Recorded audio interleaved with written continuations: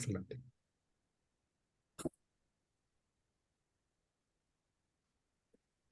So good morning, everybody. Good morning, Penelope. Good morning. We're going to talk about the title of this workshop is Keep Your Length, how chest poise can integrate the torso, breathing and voice.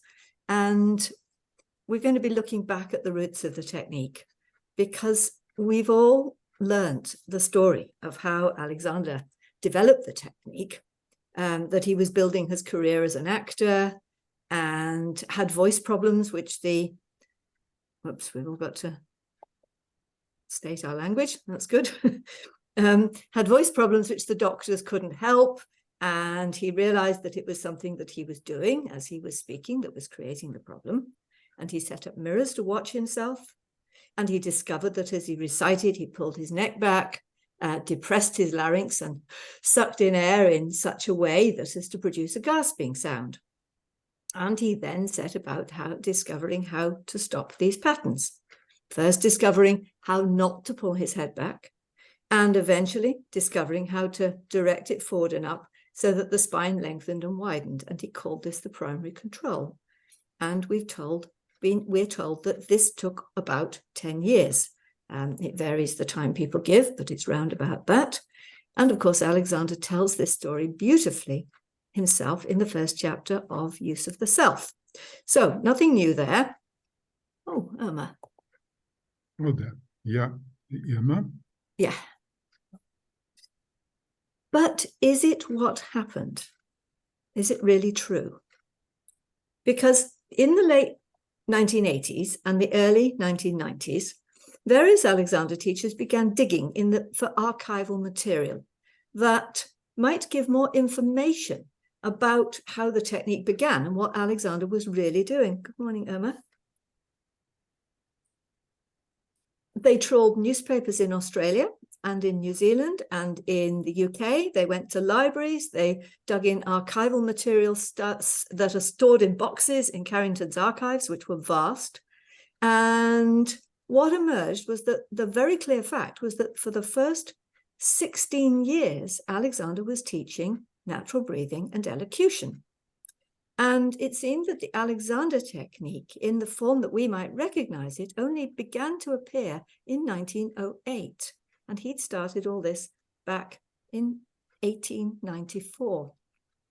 Well, several books were published. Rosalind McLeod's book, which was 1994, and Jackie Evans published her book in 2001, and Michael Block published his biography of Alexander in 2004, and in particular Jan Fischer's amazing book publishing the early articles and lectures, and the first edition of that was 1995.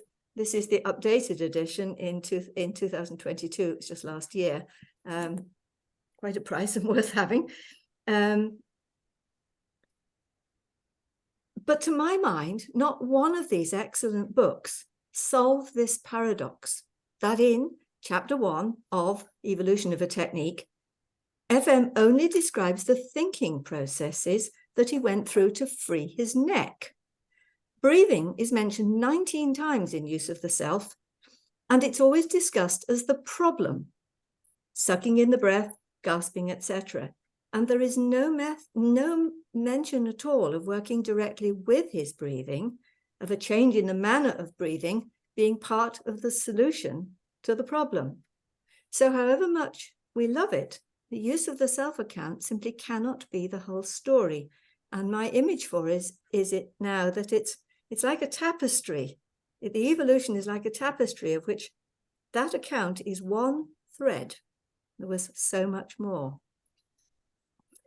So let's start at the beginning. FM was born premature, again, as we all know.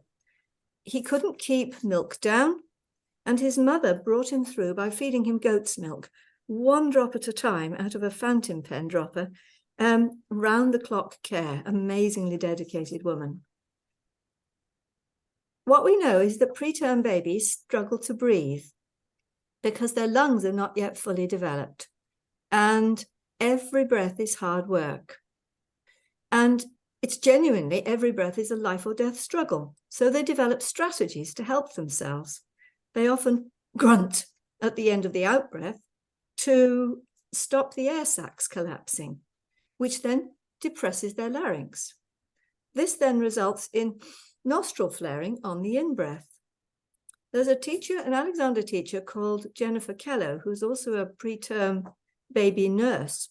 She works with preterm infants in intensive care, and she's looked deeply into this and suggests that many preterm babies actually keep these breathing habits they develop right at the beginning, right through into adulthood, because they have never experienced a normal breath.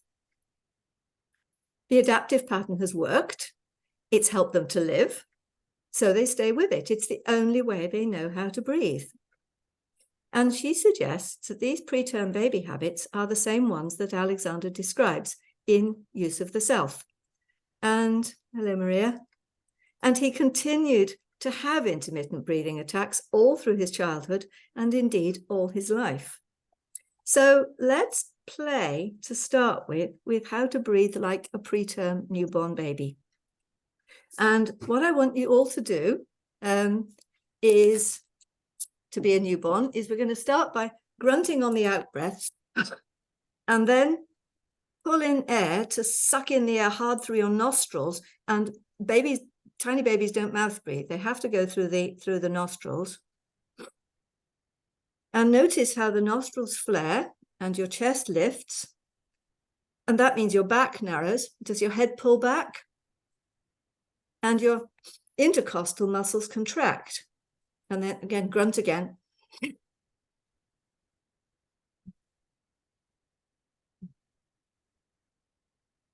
Do that a few times, and horrible though it is, and notice everything that's happening. And notice that you're using the accessory breathing muscles, the scalenes and the SCNs to breathe. You're not using your diaphragm. Anyone want to comment on what that's like? Maria? It is really painful in the neck. Yeah. For me, here. Yeah. Yeah, isn't it just? Anyone else? Joseph? Yeah, it causes a tremendous amount of pressure onto the chest. Yeah. And I feel that this construction puts me in a constant stress then. Yes, absolutely. And Jennifer's actually interviewed adults who were preterm babies, and a number of them report that they still feel that every breath they take is a struggle and is hard work, even though their lungs will have long recovered, which happens around about the age of 8. The lung finally catches up, but the habits are there. So this is clavicular breathing en route, and it's what FM was doing, as he describes in Use of the Self. And the myth is, again, done my throat in talking, breathing like that. Funny that. The myth is that it took him 8 to 10 years to develop the Alexander technique. And I always assumed that it took that long before he started teaching. But in fact, when people have tracked newspaper articles, it was only within about 9 months or slightly after or something like that, that he'd sorted his voice problems sufficiently to go on tour reciting. And he went first to Tasmania because he felt that was safe ground. And in only a few months, he'd actually begun teaching what he called his natural elocution method. And this was in 1894. In the first articles, let me pull these up. And the way I've written these for you is I've parsed the sentences for you to make FM's prose easier to read. So in his first articles, he stated that the first aim of the singer or the speaker is the proper production of the voice. And he writes, all people with defective voices breathe imperfectly. And in every case, when I have overcome that difficulty by my special system of breathing, the cure has been effected with comparative ease. I have never known pupils to breathe properly at the beginning of a course of study. They invariably indulge in clavicular breathing instead of the abdominal. So let's now explore clavicular breathing. And what I want you to do is observe your own shoulders. Now, there's if you've got a mirror near you, you can look at yourself in the mirror, and you can see this. And what I'm going to do is I'm going to line myself up with one set of fingers on my clavicle, and then I'm going to line up the other mirror on my fingers on the clavicle in the mirror, and notice whether, when I breathe, my fingers go above the finger in the mirror, because it's quite hard to judge. So you can also pin yourself on screen and maybe line up a pencil with your fingers on the screen. That's another way of doing it. And notice, when I breathe, do my fingers go above the clavicle? So let's just track that for a moment. If everybody can do that in some way. And good, you found it. And just play with your own breathing, track your own breathing, and notice whether your shoulders move, whether your clavicles go up and down at all. And we can think we're breathing well, but when you really analyze it, are they moving even a millimeter up and down? Are they just moving a little bit up and down? Yeah, Rosa Louisa says hers are. Anyone else notice their clavicles are breathing?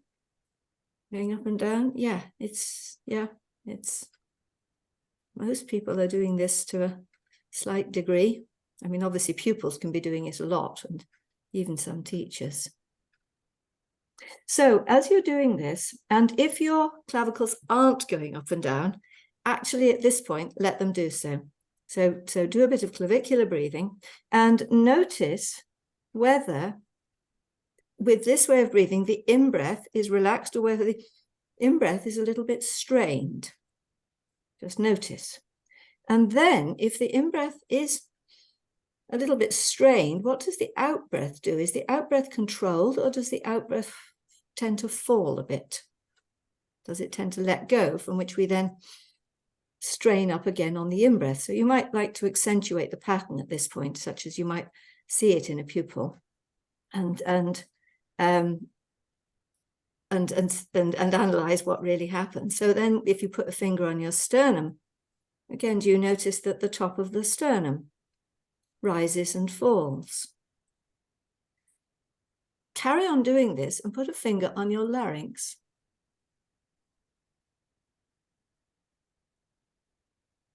Notice whether the larynx stays still or whether, can you see mine depressing? You see what's doing that? If you do a clavicular breath, there goes the larynx going down. And if you now notice, if you do that a little bit more extremely, and notice the sound in your nostrils. Can you hear a sniff? And if you do it with the mouth open, is there a gasp? Which is longer, the in-breath or the out-breath now? The in-breath. The in-breath, yeah. Is the diaphragm working, or is the diaphragm just really out to lunch? If you put your fingers on your floating ribs around at the back here, is there any movement here sideways, or is it all happening up here in the chest?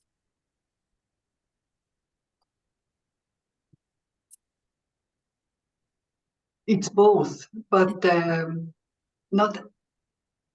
was not aware of this one. Yeah, yeah.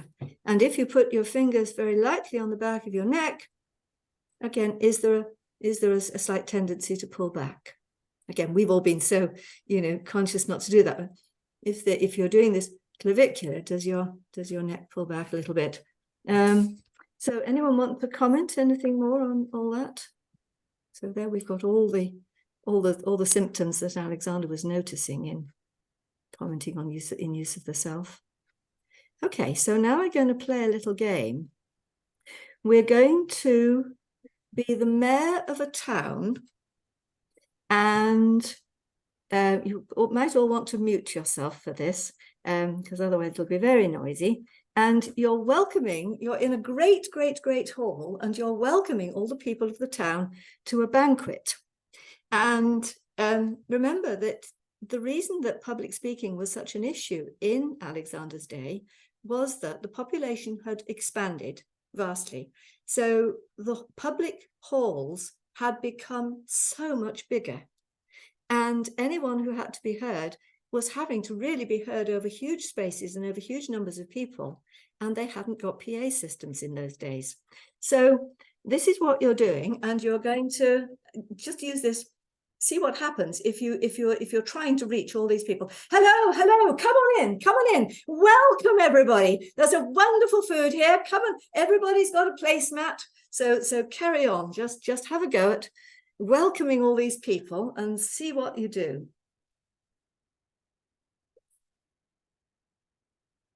And I want you to notice your breathing between phases. Between the phrases. Does your chest lift between these phrases? Do you sniff? Do you gasp? Is your throat tight?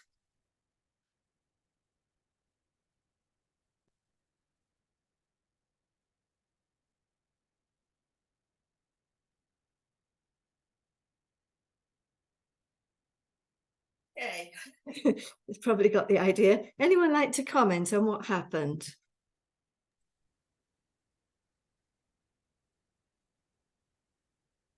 Valentin. I noticed myself fixing on the end of the phrase. So kind of fixing the body and the breath.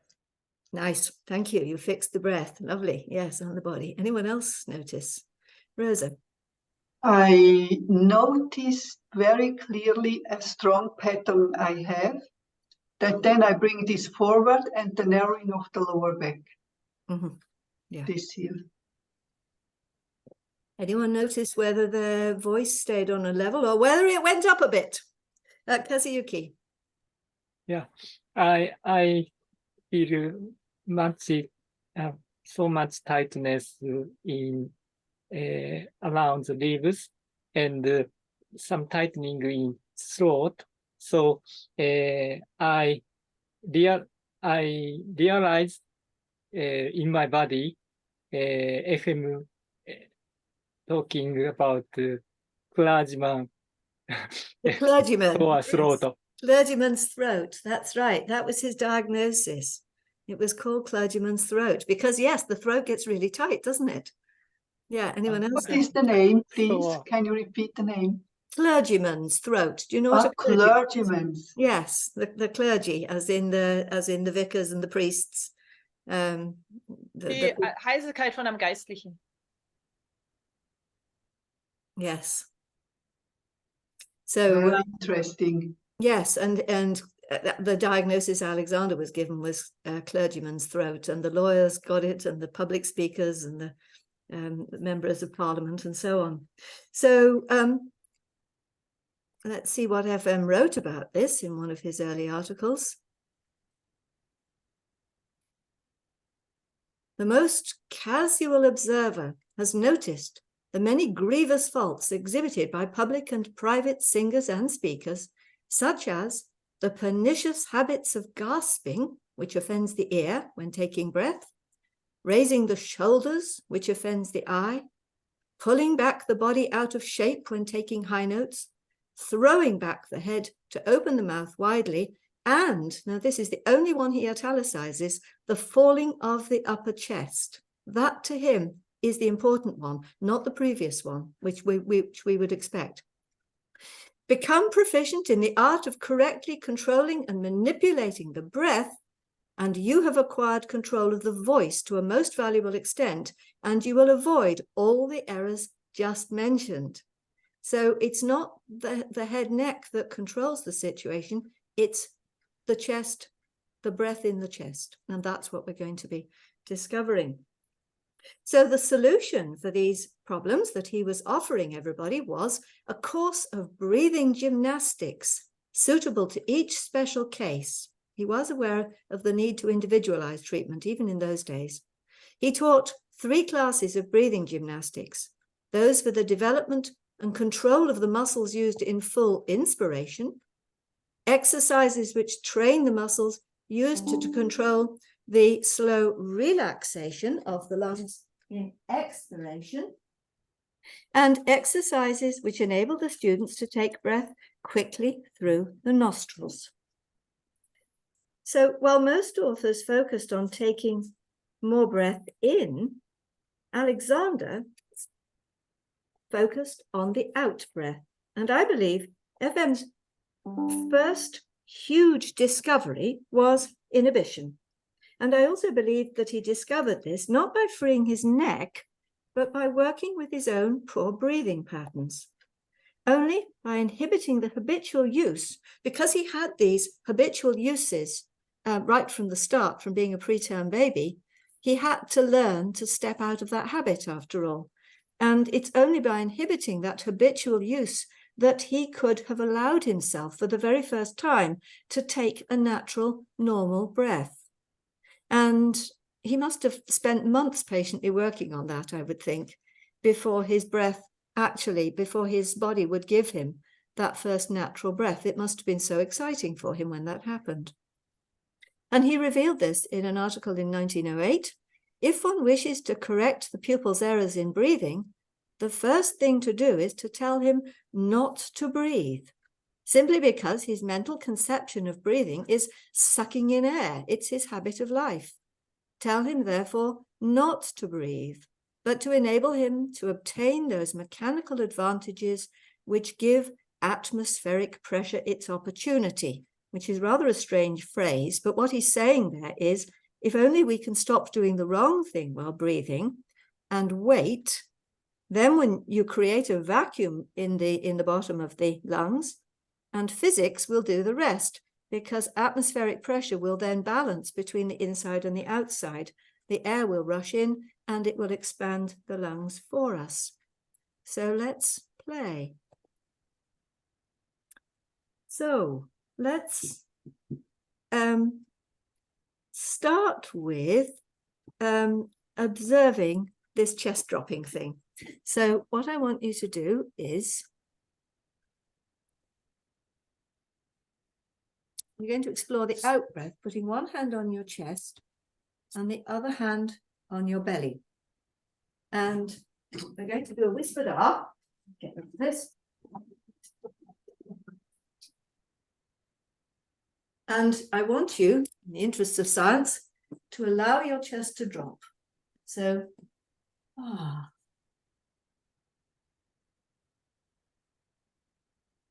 Oh.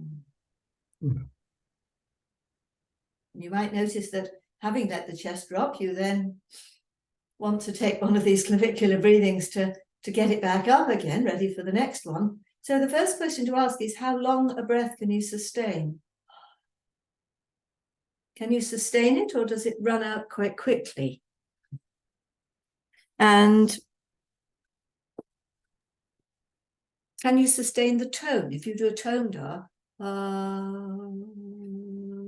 can you sustain the tone very well if the chest is falling? And then I want you to notice your abdominal muscles as you do this. Do they bulge still further out, or do they clench in? What do you notice?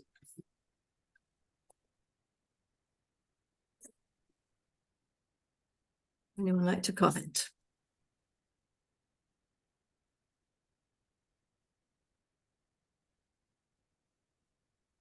Yasuyuki? Yeah, I feel uncomfortable senses around my chest and some tension and some tensions around the lumbar spine a little bit going forward, and the back is narrowing. Yeah, thank you. Joseph? Yeah, it's you become depressed when you do that.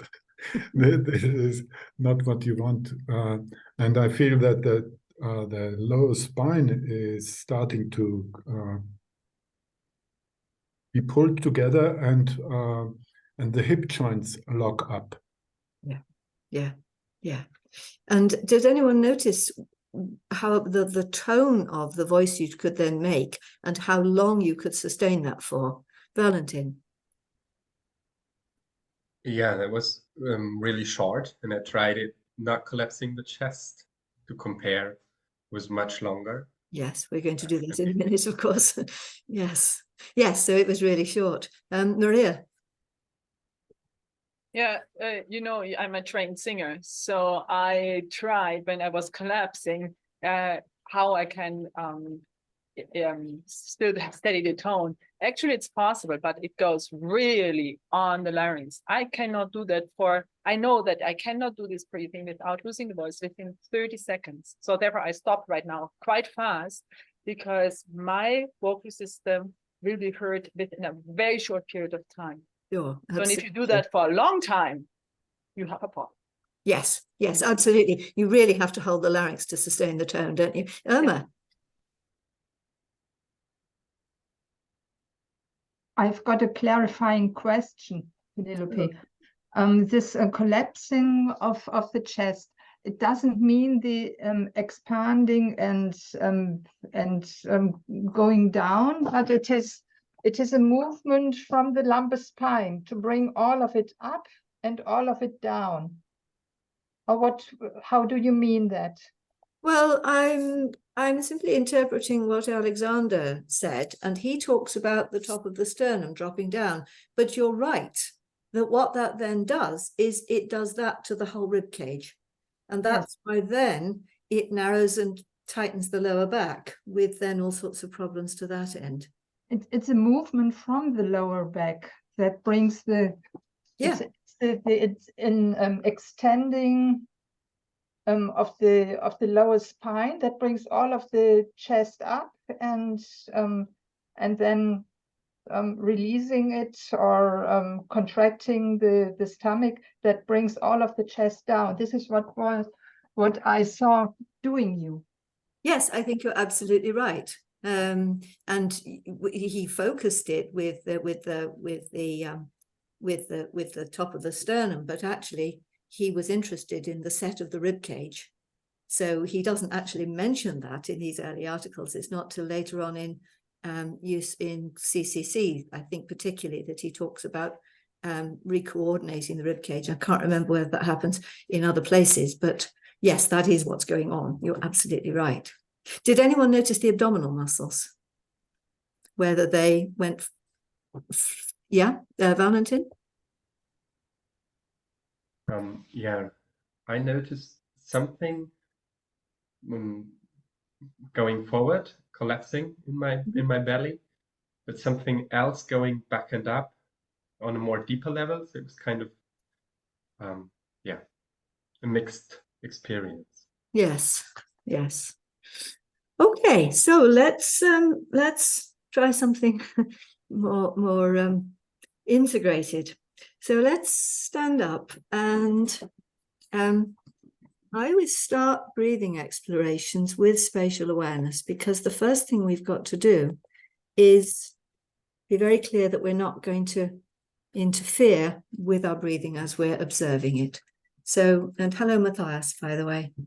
So just looking out and just letting yourself receive the world, receive your surroundings, receiving color and shape and texture, not getting over involved with any one thing, but just letting the eyes flow from one thing to another, as if there was a feather from your nose, just brushing around, an extendable feather, just brushing around what you can see, and letting the information travel back along the feather, and even right through from the nose, from the eyes, right through to the back of the brain where the visual cortex really is. And you might start to be aware of the space, the length of that feather, which gives us a measure of the space between ourselves and what we're looking at, so that we come into relationship with what we're looking at across space. What I'm looking at, in this case, a water jug, is one end, And I'm at the other end, so I become part of the scene as well. And just also the spaces between the water jug and the cups next to it, and between that and the edge of my desk. So everything is a set of spaces.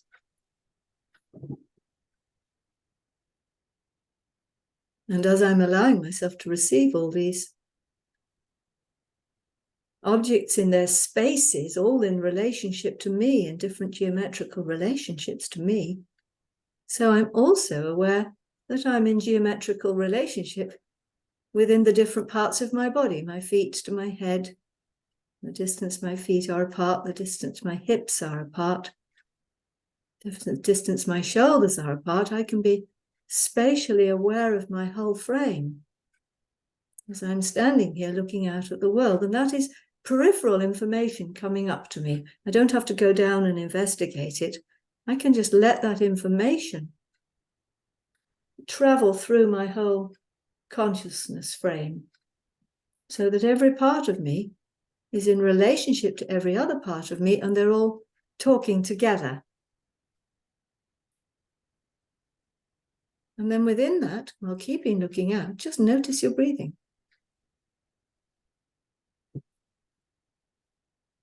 And again, we're just going to place one hand on the chest again and one hand on the belly.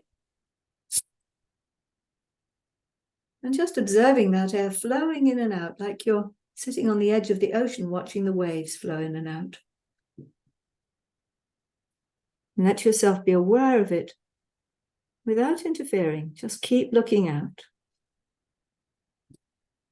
This is a very quiet process. You're just quietly letting that wave roll into the shore on the ocean, and the wave roll out again. And the wave rolls in and the wave rolls out. And if you're sitting on the edge of the shore, you cannot be making any difference to those waves. They just will be what they are. Now, when you found this quiet place, just take a long out breath and just wait there. Just hang there. It's not a hold. You're just waiting quietly. And eventually the in-breath will come, because the body will not let us oxygen starve. So what we're doing is we're stepping out of our own habits. We're stepping out of any habit of what we might think is the appropriate way to take a breath. Just seeing if we can look out, stay out of the way of our own nervous system, to let it determine when and how to take a breath. You might observe the ribs coming into play. You might have a sense of the diaphragm coming into play. Just stay with that quiet process.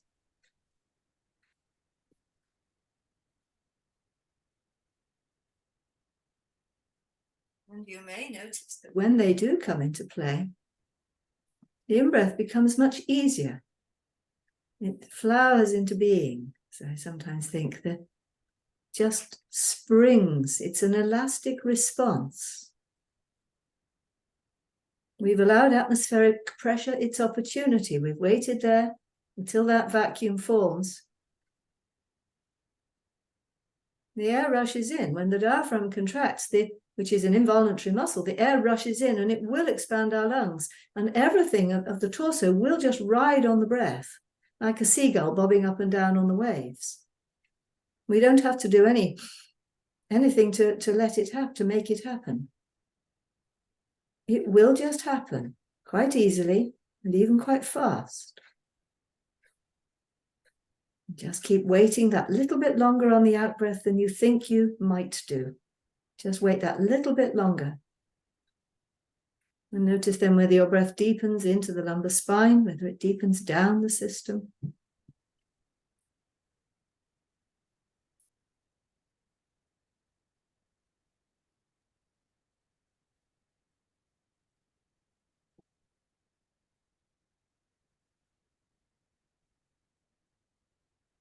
And what about the collarbones now? Are the collarbones lifting anymore? Or actually, are your collarbones now staying still?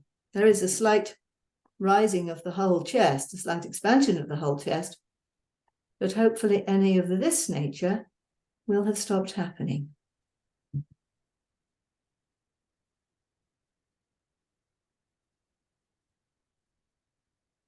So now again, let's find that.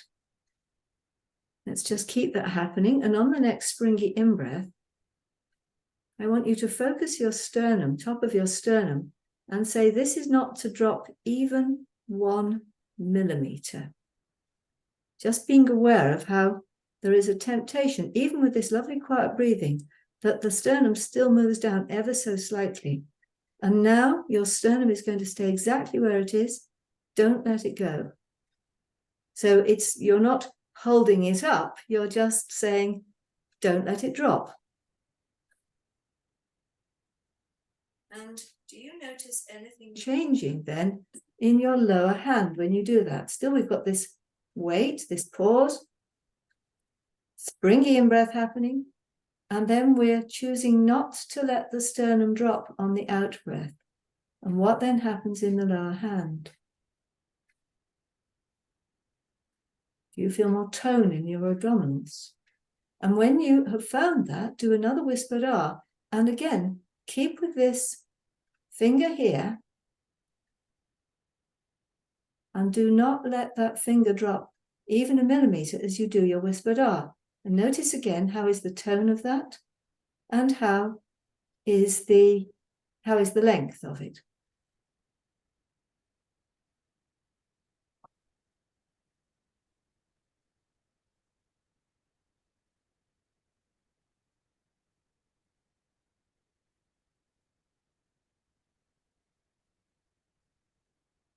Then notice whether at the end of your whispered R, because you have not disrupted the mechanical advantage of the chest, you are able easily to make that springy in-breath. You might notice that it comes in very easily, even into the back of the chest area. Not letting that finger drop one bit. Letting it come easily in, and everything stays in mechanical advantage.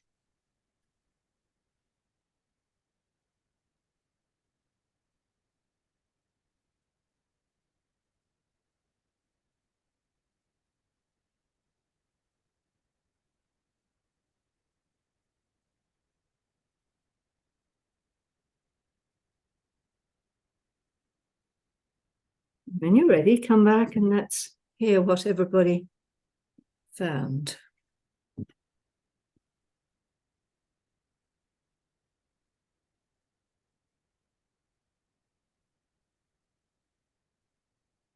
Yes, we'd like to, Valentin. Yeah, two things. The one thing is that I noticed my whole alignment changing.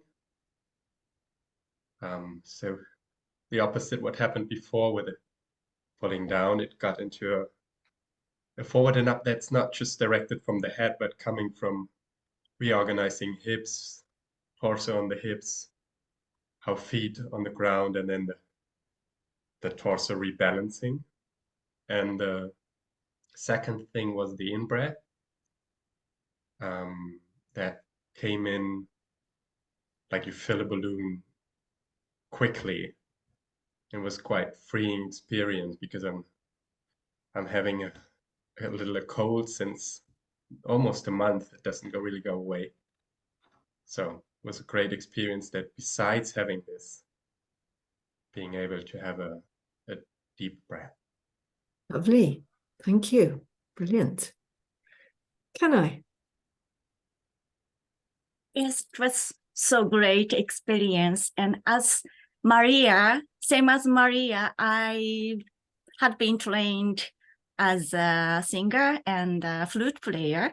So we are so good at controlling breathing, but it was very good to have the image that I can't do anything with breathing.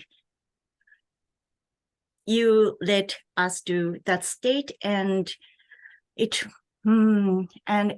I also found out that even in that natural state, that in the state of giving up with breathing, we could control with a bit of thought not to drop the sternum or something like that in the natural state. And it was great, and it made my neck so free now. Brilliant, because it takes the pressure off here, doesn't it? Yeah. Right. Really. Thank you. Brilliant. Rosa. So first, I liked very much that you started with the awareness of the relation to space, because I still am aware of the habit of checking in the body what is happening without having connection with the space. So this was for me a very, very great beginning. Lovely. And then, like Valentin, the whole movements connected with my lower trunk, then through the hips to my legs down to the feet. Brilliant. Yes, brilliant. Yes, so the breathing really does become whole body. Maria. Yeah, I have two comments. So the first one was really to introduce the feather. Because, you see, I have classes, so I tend to hide behind the classes a little bit. So I really went to make the connection, even with the feather, I could travel back and forth. And my eyesight switched on in a totally different way. It got clearer within 2 seconds. Brilliant. That was the one thing. And the other thing was that I noticed more and more when I was just observing the breath, that even my pelvic floor reacted in a very, very nice way. So I felt my whole body is breathing. Lovely, absolutely. And what about the abdominal tone when we didn't let what about that support? The abdominal, so when I'm not supporting, when I'm letting go, the abdominal tone disappears totally. And if I just have it there, I don't have to do anything. It's there. Yeah, absolutely. This really brings in the abdominal tone, doesn't it? Yeah. Thank you. Kazuyuki. Yeah, listening to your guide, I found natural spontaneous breathing in myself. Yeah, it's miracle every time. Yeah, my whole body extending so softly and releasing so much tension in many parts. And I have a better control of voice and breathing. And I feel thoracolumbar fascia extending very comfortably. Thank you so much. Yes, the opposite of what was happening first time round, when it would have been all shrinking in. Yes. So Alexander called this primary movement. And again, I think there's been a confusion that because people haven't sorted this paradox of these two starts of the technique, apparently, so they'd assumed that in talking about primary movement, he was talking about primary control, but he wasn't. This is not about head-neck-back relationship. The primary movement is this primary expansion and contraction of the thoracic mechanism, as he called it, the thoracic mechanism, the respiratory mechanism. And it's the fundamental movements. And up till 1907, he saw this as the primary factor for whole body organization. It was only later that he decided head, neck, back was the primary factor for the whole body organization. But up till then, it was this one. So excuse me, up to when? Up to when? Up to 1907. 1907. Yeah. It was this one. Yeah. And from there, he started to have more this. And then he makes a volte-face. In 1909, I think it is, he writes an article where he says, it's the head, neck, back that is the primary organizer and breathing is secondary. And breathing is a result of posture. Whereas up till then, he writes very clearly, and I think 1905 and 1906, 1907, in those periods, he's writing very clearly, posture is a result of breathing. So actually, Wow. which for him would have been true after all, because, you know, his own posture would have been a result of his preterm breathing. And, you know, so he actually turned the whole thing on his head in round about 1908, 1909. Suddenly the whole thing turns on his head and he stops teaching natural breathing directly. And that's where we lost it. And, you know, the message that came down the line was just look after your posture and breathing will look after itself. And we've missed this lovely detailed teaching that he was given early on. Irma. Yes. Did he really explicitly write that that this is the primary movement? And in which article? Can you tell me? I haven't got the references in front of me right now, but primary movement, there's a little bit of interpretation. It's when you read it in the light of it being about breathing, I think it's very clear that that's what he's talking about. There's another point, I think might be 1910, might be 1909, 1910, where he talks about, and might even be Man's Supreme Inheritance, where he calls walking a primary movement. So it's not totally clear cut, and but to me, if you read those early articles where he mentions, and it will be in the, I think it will be in the 1906, 1907 articles, because they're the longest and most detailed. And if you read where the passages where he talks about primary movement, let me just sort of see if I can pull one up quickly. Primary movement, should have it. I lost my first, I had my first copy of this, which I had completely annotated. I managed to lose on a plane. So, which was and it's expensive. So I had to buy another one. And this one isn't just quite as annotated as my first one. So have I got primary movement listed? No, I haven't, but I can send it to you later. Proper production voice, no.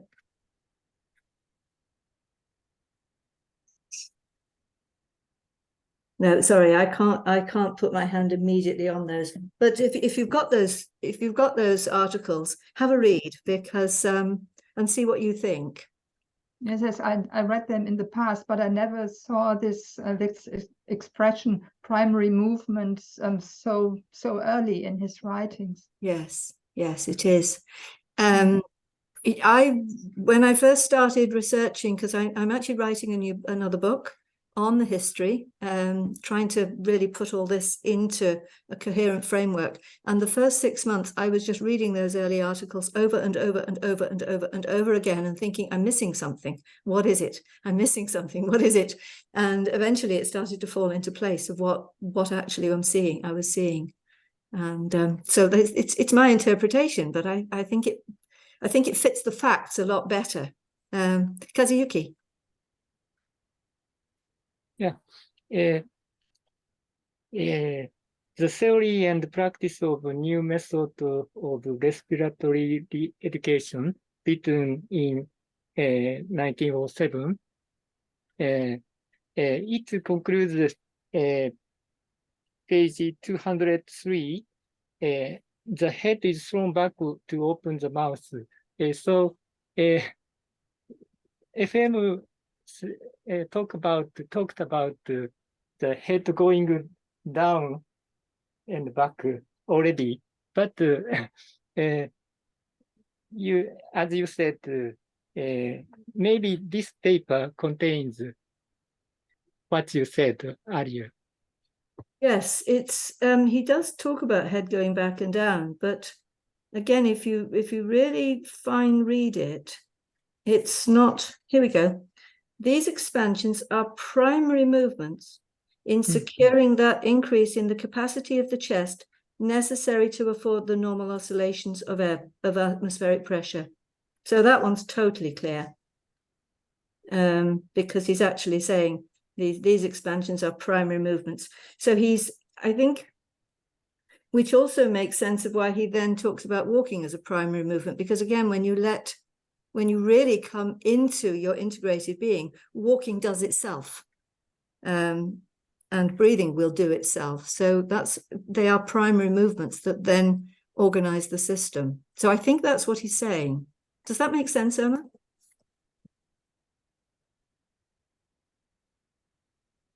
And again, you're free to disagree. I can't disagree with you, and I don't want to disagree with you. I'm just not I'm not informed enough. Yes. And it's always a problem with Alexander's Fachausdrücke, what's that? Technical terms. That he changes the meaning of his technical terms in the run of his books and findings. Yes. Yes. So and I'm not very I'm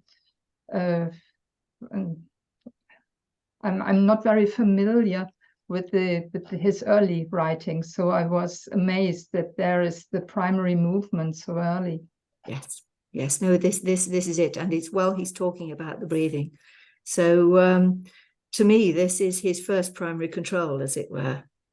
That this is how he's organizing people. Let's look at the nostril breathing side of things now, because that was something that was of great interest to him, because he had this whole habit of gasping as he took air on stage, and AR used to comment on it. Apparently, you gasped again. I could hear you at the back of the hall. So it's knew something he had to stop. And let's clarify, Alexander didn't, he put out the myth again that he did the whole technique himself. It all came from him. And of course, it's not true. There were many books available at that point. There were some amazing books on breathing and vocal technique around at the time, and he read them. And he was reading widely across a whole range of disciplines. And in his first articles, he actually quotes from 3 separate breathing authors. And though all these 3 authors knew that mouth breathing gave a lot of problems, none of them actually believed that it was possible to nostril breathe at all times, especially on stage. And I think Alexander set out to prove them wrong, that you could. So he emphasized that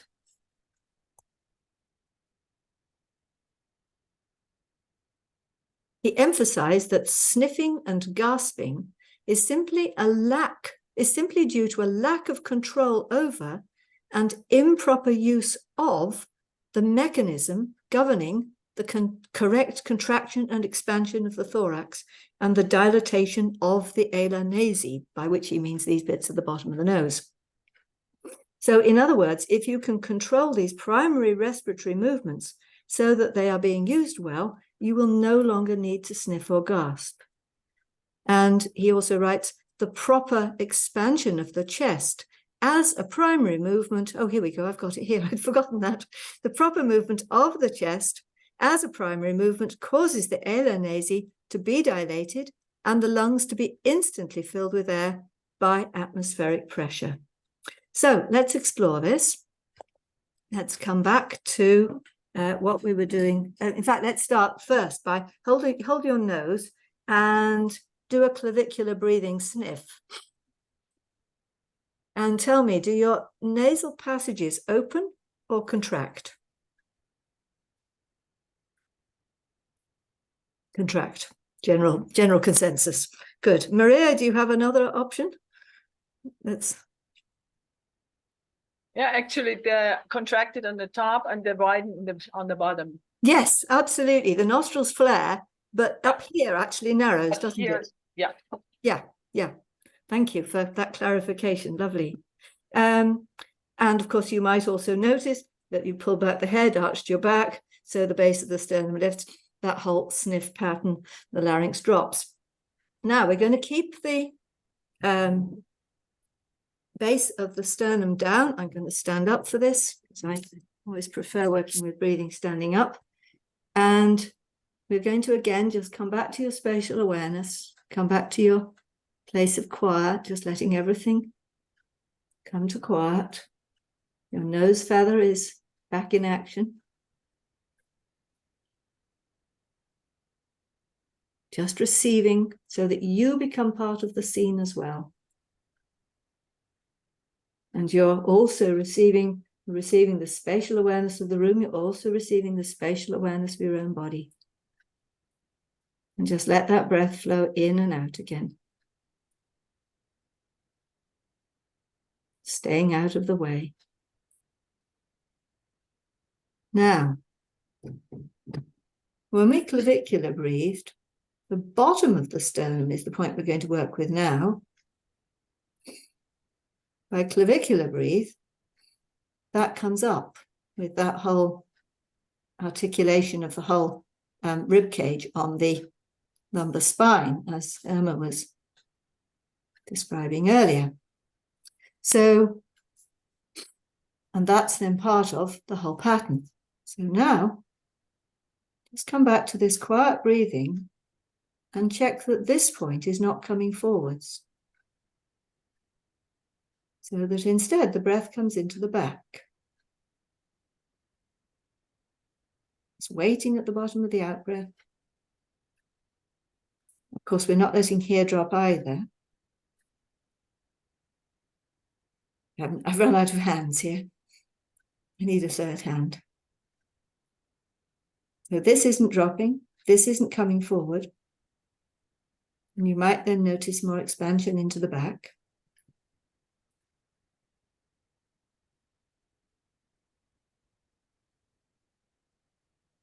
And when you notice that spontaneous in-breath,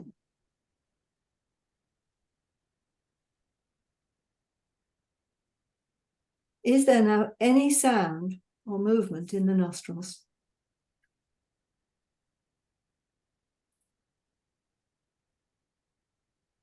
You find that just the breath just flows in and the nostrils need to make no sound at all.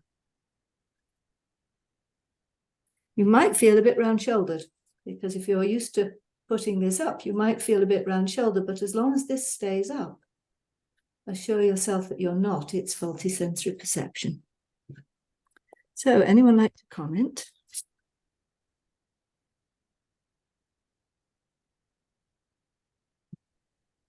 Valentin. Oh, Joseph, yes, you're nearest. Yes, when you the more quiet the sternum becomes, the more the ribs can flow out and in. Yes, nice. Yes, lovely. And the nostrils? And the nostrils become quieter. Yes, thank you. Maria? Yeah, in this case, when everything is working from the breathing mechanism, the nostrils stay wide. Actually, I have the feeling I have two channels that are going up.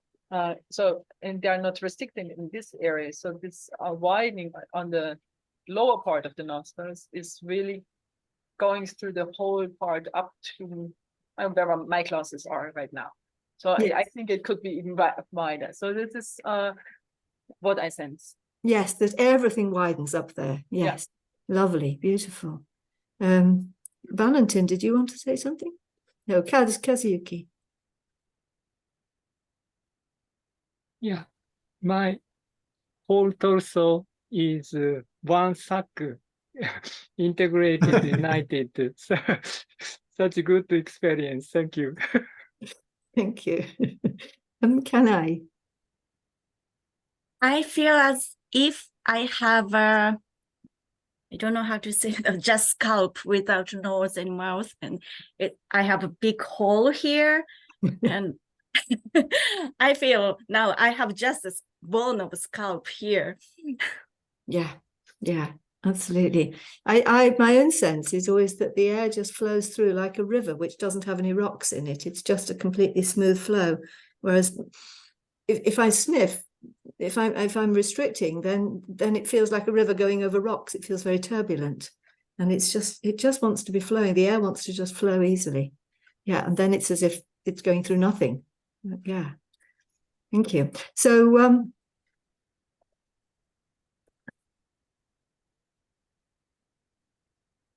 I? So your chest is controlling the inflow and the outflow of the air. And what difference does this make then to the voice? Because from the beginning of his work, Alexander wrote about finding the middle voice. And right at the beginning, he wrote, the tendency with uncultivated public speakers is to use the upper ranges of the voice, laboring under the erroneous idea that they will be better heard, just like you all did when you were mayor of the town. If the middle voice was properly under control, the speaker would make himself heard to far greater advantage and with half the amount of strain upon the vocal organs. And this middle voice point is something he keeps coming back to in his writings about natural breathing and natural voice, natural elocution, and then never mentions again, as far as I can see. So let's, Maria. I'm curious what you think he meant with middle voice. Well, let's find out. Yeah. Let's do it and find out. Because did you notice when you were being the mayor of who noticed when you were being mayor of the town earlier that your voice actually went up a bit in volume? It went up in pitch, and that the flow of air, I'm doing it now, is actually controlled by my larynx. So just try that now. Just again, speak a few words and just again, make it this slightly, harsh voice, and just notice that this is where the air is controlled from. Your chest actually isn't doing anything.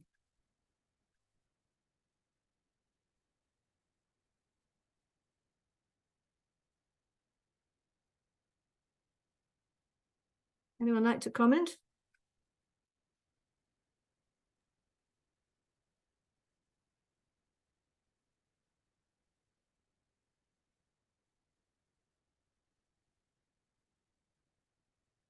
And now let's do the opposite. Let's actually speak while letting the chest drop without having any control over it all. And notice what happens to the voice now. Does my voice is sinking right down? What about yours? Yeah, that hurts. That hurts. Yeah. And again, as Maria says, if you want to push that, you then really have to strain the larynx to push it from that low voice place. I won't do too much of that. I mean, you can hear immediately my voice has gone hoarse doing that. So with low volume and low pitch, you're never going to be heard at the back of the hall. With the high volume and the high pitch, you will be heard at the back of the hall, but it's going to hurt. And all this is coming to is straining this whole system and giving the clergyman's throat. So before we do the opposite, let's have another look of another of his things he wrote.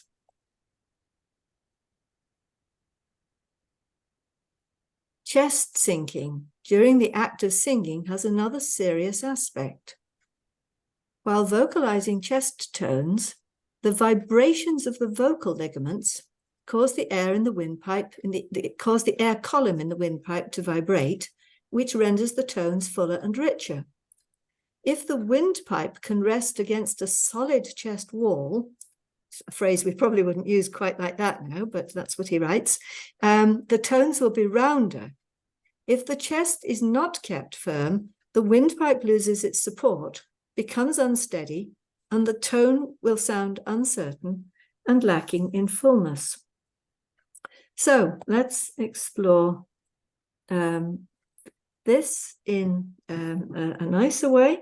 So again, let's just find our spatial awareness. Again, wants to stand up. Find that nose feather, come back to calm. Come back to receiving.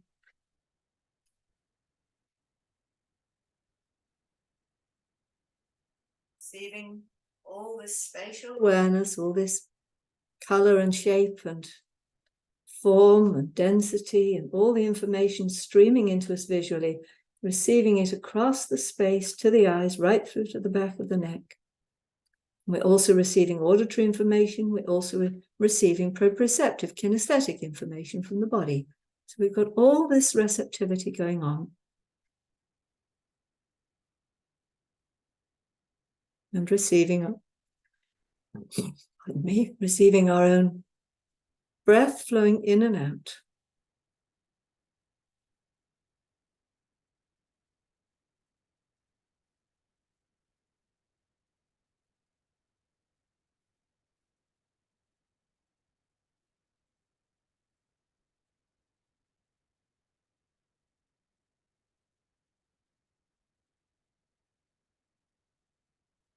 Then find that long out breath, springy in breath. Not letting the chest drop. The abdominal muscles come naturally into play.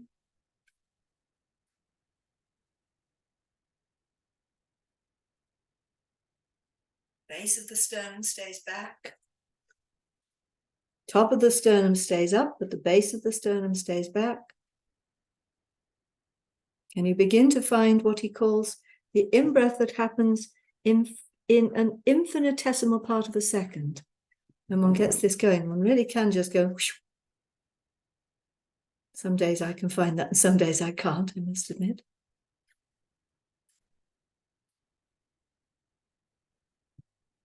And you should be noticing that again, the nostrils are completely silent.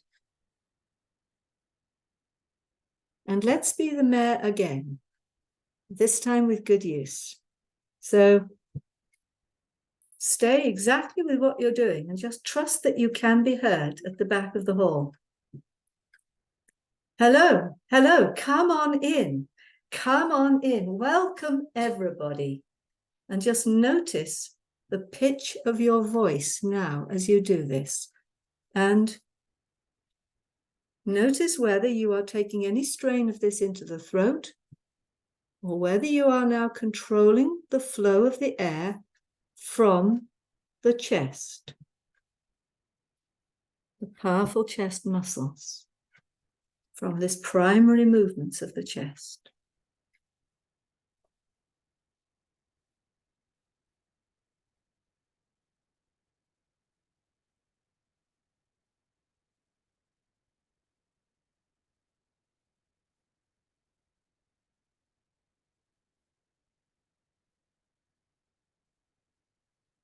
Keep checking that your base of the sternum stays back, top of the sternum stays high. That in between phrases you can just let the in-breath flow in without sniffing or gasping.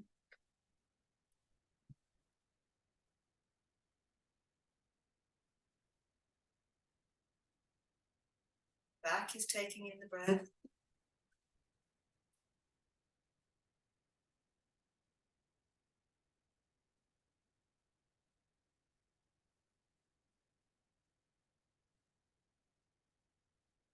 Okay.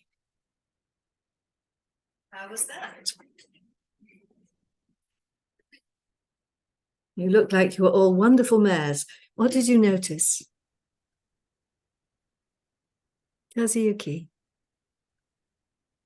Yeah, my voice became clearer and richer, and no effort around here, and my shoulder guard and my arms floating Nice. lightly. Yes. Yeah.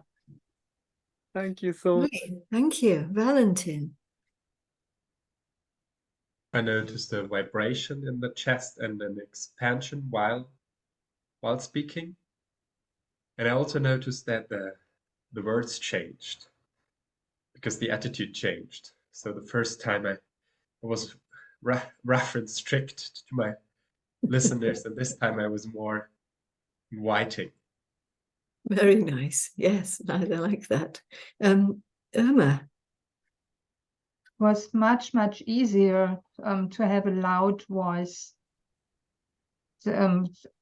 Almost no effort at all. And I tried to be really loud, and it's the breath searched itself in and out. Beautiful. It just flowed out. Yes. Fantastic. Wonderful. Yes, I didn't have to take care of it. Yeah. Amazing. It looked after itself. Wonderful. Yes, it's extraordinary, isn't it, when one's voice just happens? Yes, thank you. Rosa Louisa. I had two very strong experiences. The first was that I suddenly got this back support while speaking. And the second one was that I noticed the trapezius releasing into this direction instead of being like up here. So, and I hear my voice has changed. Yes, yes, beautiful. Thank you. Maria. I was playing a little bit with my voice. And so I let it just flow and find out. And suddenly I felt, oh, my whole chest voice was there. So I call it like that. So I had a lot of resonance. And then I thought, oh, perhaps I can change colors. So I just focus is not the word. I just observed my nose if it was open, and the overtones was richer. The higher overtones came in. Then I just observed the chest, and I had the lower, richer voice. So I could just play with the voice according to that, what I want. Oh, that's nice, because so it actually opened up all sorts of possibilities. And did you discover what he meant by middle voice? Yeah, I think I was thinking about that now, that he was not, he was referring, and I had two thoughts. Does he refer to the dynamics, how loud you speak? Because you can also, in the middle voice, could be that you're not very loud, nor soft. I think it's pitch. I think it's the pitch. I think was more the pitch, because when the voice is really coming from the whole body, I can sing very, very softly, and you can hear it in a hall with 2,000 people. So I think he was with the middle voice. He just referred to the voice, what we would say as singers. Now I have to find the English term. It's the voice where it's just the voice that belongs to your body. It's not higher, not lower. It's the voice that is you, with your vocal length, with your thickness of the vocal cords. That's what's coming out on a very natural base. Yes, yes. And of course, that would be different for everybody. It's not that, this is the range in which voice. Certainly, I mean, I'm very aware of it myself. And when I found this middle voice, it's just taken so much strain off my voice. I've struggled with my voice for years. And sorting these articles has just, really given me a solution on that one. So that's my own story. Joseph. Yeah, two things. It carries more, the voice. You need not to do so much anymore. And the second thing, it calms me down. So the emotion or the experience of how to speak and how to approach the speaking is more with calmness and less nervousness. And so I can speak more freely without fear of saying something wrong or doing the right or saying the right things. So I'm more with me and need not to be so worried about, can I say it now the right thing? Do I say the right thing? Is it appropriate to say that in this way or not? Now, before I was always, I have to go over a certain point to be able to speak. And now it's, coming out. blur it out. Let's go. Yes, that's a very nice point, actually. It is. And I mean, thinking about where the adrenal glands are, which actually, govern our anxiety, as it were, they're right in that small of the back. And if we're, doing all this, then we've tightened that whole area. And I think the more we fill into that area, the more we calm the adrenal glands. That's my own, experiments I've done with that region for years. So, yeah, beautiful. Thank you very much. Rosa Louisa. Comes to my awareness that while COVID, the first round with many people who had lung problems, not being able to breathe, if we would enter there and offer our work with what you are teaching us today, we would have really helpful tools for those people which would function immediately. Yeah, and the very simple one that the doctors did discover was turn people face down, and so that people actually were breathing into their backs, because if you lie on your front, you have to breathe into your back, and that actually stopped them having to put people into intensive care and onto ventilators. Right. They discovered that in a very crude way. But yes, there is so much more that needs to be done with this. There's so very poor understanding of breathing, I think, out there. Right. I mean, and there's some very well-known books now, like that book of James Nestor on breath, and it's got some great things in it, but it is so doing, and nobody's talking about finding this natural breath. It's all square breathing, breathe in for 4, hold for 4, breathe out for 4, hold for 4. I mean, I'm sure it's helpful, but it's not coming back to this, what Alexander called nature's breath, nature's breathing. We really are letting nature, our natural, our body, and that's always my interest as a biologist originally. It's how do we get the body doing what it was originally doing? So, I mean, here's the key phrase that sort of, in a sense, sums up the voice work, which is, the new methods remove all strain of breathing and vocalizing from the throat to the powerful chest muscles. And that's a theme, of course, he developed all his life, that we're using the wrong muscles for the job. That, later on he talked about using the neck muscles for jobs that really should be used elsewhere, and so on. So why, let's come back to that question, why didn't this become a major part of Alexander technique?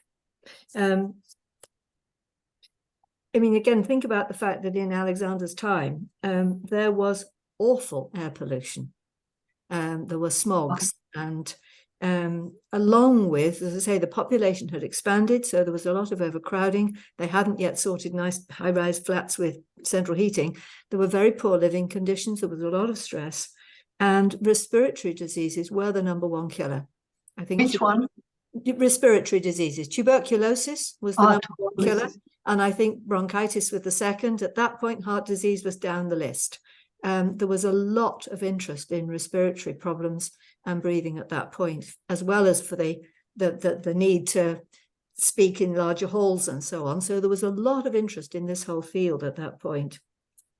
And that's why, again, I think Alexander thought, and he writes, that the ills of civilization created the problems for poor breathing, and that then distorted people's posture and use. And it makes sense, if somebody's struggling to breathe because of air pollution, again, it's going to affect their posture. And it's been true for him. And then, as I say, in 1909, he reversed it. He said, somebody who breathes poorly does so as a consequence of poor use. He didn't use the term use then, but I'll use it for the sake of ease. Well, somebody who breathes well does so because his conditions of use are good. And then he reasoned that if you can work on that poor breather, work on their coordination to bring about the same biomechanical good conditions that you see in the good breather, then the first man will breathe as well as the second. And that was his reasoning process for turning the whole thing on its head. And let's find my last quote from him.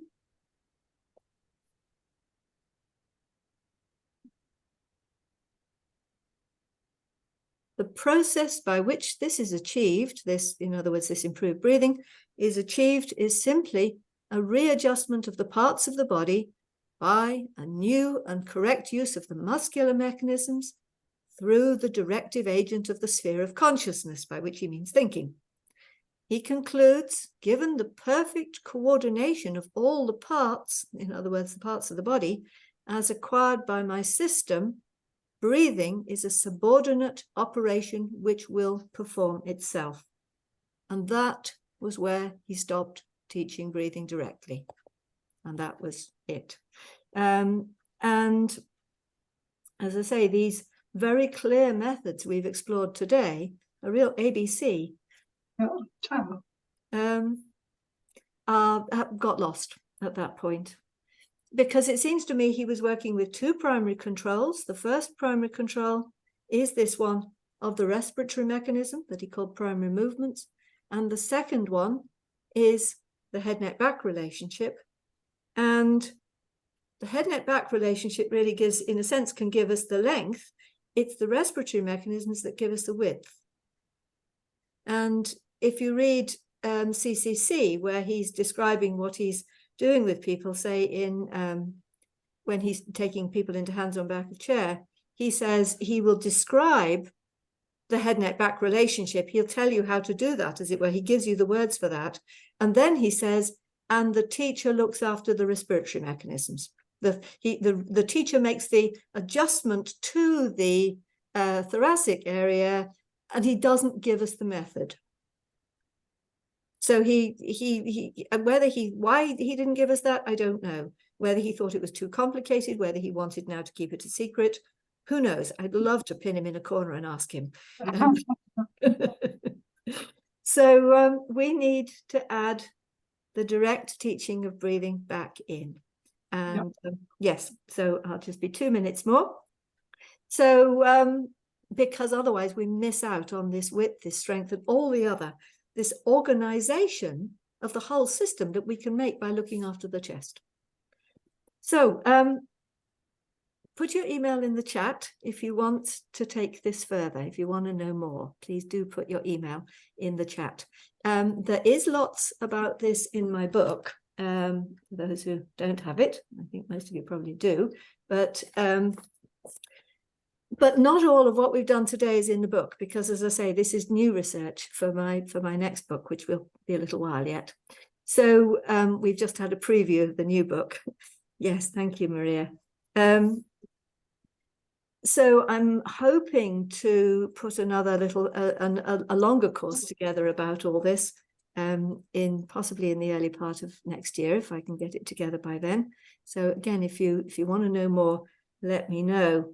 And if anyone wants to jump into the book study club, yes, it's I'm doing a plenary talk. I'm doing a keynote speech actually on it at the 2025 Congress. Yeah, they've already I've asked them, they've agreed. So yeah, so that's happening. But if anyone wants to study this more, the new group has just formed, and I've closed the door on it on Sunday night.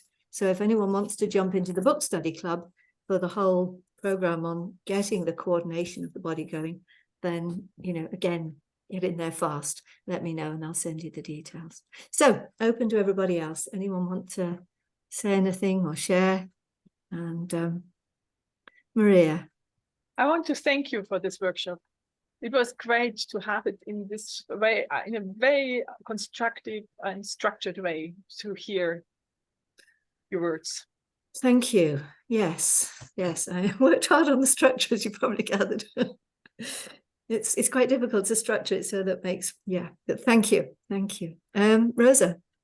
I fully second Maria. It is one of the very special moment of insights I had this morning with you. So a deep thank you, Penelope. Thank you. Joseph. Yeah, I appreciate your thinking and your thoughts and how you investigate this whole process. It's a very good and constructive way of putting Alexander's process into action and not starting from point 10, starting really from where did he start from. Congratulations of your thinking process, and it was well done and helped me a lot. Thank you. Thank you. Thank you. Valentin. Yeah, I'm happy I could come. Like oftentimes before, I really enjoy working with you. Yeah, I feel better Good. after 1.5 hours. And what you said about the process, I think my personal opinion is that both tracks are true in a way. Like if we look from the end, what you found out, we can get the breathing and we can get back to go through his processes. So we can go both directions, and I think it will make it more complete if we go in both directions. That's my I agree. We need his whole work, but we've been missing the foundations that it sat on. Yeah, we need to put the foundations back in. Yes, thank you. Kazuyuki.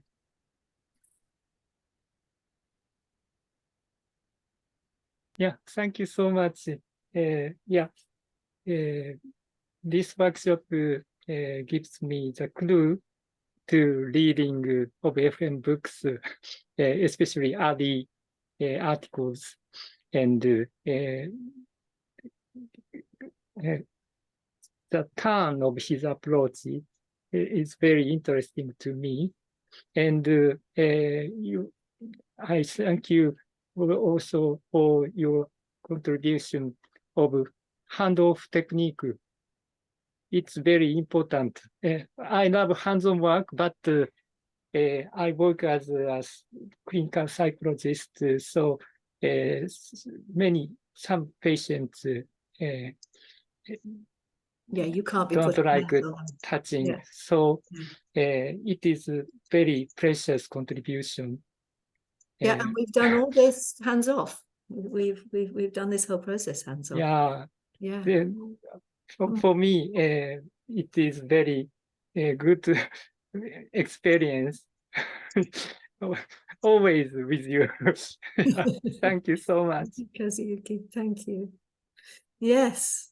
Yes. How do I find time for all that I do? Yes, including taking care of your grandchildren. The answer is I don't rest.